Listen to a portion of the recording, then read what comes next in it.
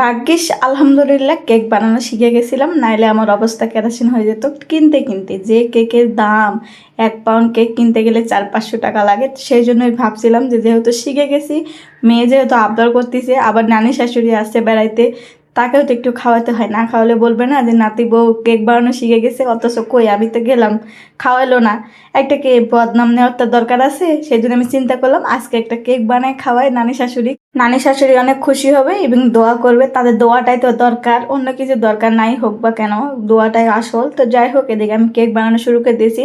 এখনো পর্যন্ত কিন্তু আমার বাসায় সে আসে নাই, তার মেয়ের বাসায় থাকতেছে। সে দিনের বেলা আমার বাসায় কাটাইতেছে, রাতের বেলায় ওখানে যে থাকতেছে। যেহেতু বয়স্ক মানুষ, মেয়ে যেখানে সেখানে কিন্তু সব থেকে শান্তি। যে যতই ভালোবাসুক না কেন, মেয়ের মতো কেউ ভালোবাসবে না, সেজন্য উনি ওখানে থাকতেছে। তো আমি আর কিছু বলি নাই, যেহেতু আমি নাতি বউ, আমার অত জোর খাটে না। আর জোর করলে হয়তো বা 1-2 রাত থাকবে আর শান্তি পাবে না। শান্তিটাই তো বেস্ট। যেহেতু হ্যাঁ বেড়াতে পারে না, সেজন্য চিন্তা করলাম যে ওখানে থাক। হ্যালো, আসসালামু আলাইকুম সবাইকে, কেমন আছেন? আশা করি ভালো আছেন। এই যে আমার কেকের মোলটা প্রায় হয়ে গেছে। আসলে এটা আমি ফোমি কেক বানাতে চাইছিলাম, তো আলহামদুলিল্লাহ সেরকমই হয়েছিল। আবার আমি কাগজ নিতে যাই, দেখি আমার কাগজ ফুরাই গেছে। তো ভাবলাম মেয়ে যেহেতু আঁকাকি করেই ফেলছে, ওটাই নিয়েই কাজ চালিয়ে দেয় আজকে। আবার বোর্ডও নাই, বোর্ডও ম্যানেজ করতে হবে। তো যাই হোক, এদিকে আমার কেকের মোল্ড করা হয়ে গেছে, কেক ঢাল দিয়েছিলাম, এত সুন্দর হয়েছিল তো বলার বাহিরে।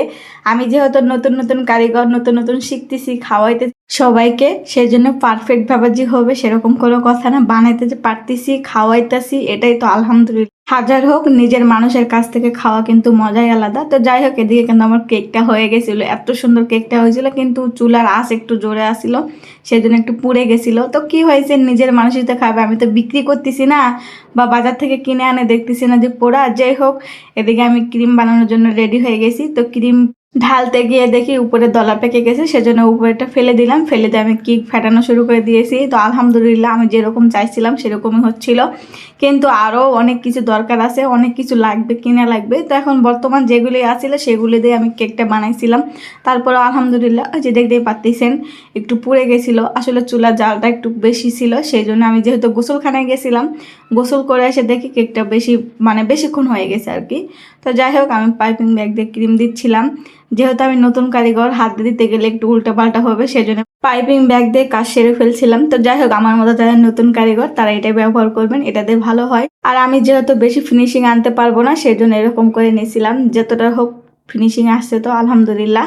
তারপর আস্তে আস্তে দিয়ে দিচ্ছিলাম, একটু ফুল করতে চাইছিলাম, কিন্তু নতুন যেহেতু অত ফুল করতে পারিনি, হালকা পাতলা করে দিলাম। দিয়ে যেহেতু দেখছি ক্রিম বেঁচে গেল, তো নিচেও দিয়ে দিলাম। দিয়ে মাশাআল্লাহ আলহামদুলিল্লাহ, এটাইতে অনেক। এটা নিজে যে বানায় খাইতে পারতেছি, এটা আলহামদুলিল্লাহ। তো দেখে কেমন লাগতেছে অবশ্যই কিন্তু কমেন্ট করে জানাতে পারেন। তো আমি আধা ঘন্টার মতো ফ্রিজে রাখছিলাম, তার মধ্যে সেট হয়ে গেছিলো। তো ভাবছিলাম যে নিজে নিজে খাবো না, নানি শাশুড়ি খালা শাশুড়ি আসুক, তারপরে সবাই মিলে কাটবো। আলহামদুলিল্লাহ সবাই চলে আসছিলো, তো কাটতেছিলাম। দেখে বুঝতে পারতেছেন বাসায় বানাইছি নতুন কারিগর হিসেবে, অনেক সুন্দর হয়েছিল। তো আপনারা চাইলেও এভাবে বানাতে পারেন। সবাই ভালো থাকবেন, সবাইকে আসসালামু আলাইকুম, সবাইকে টাটা।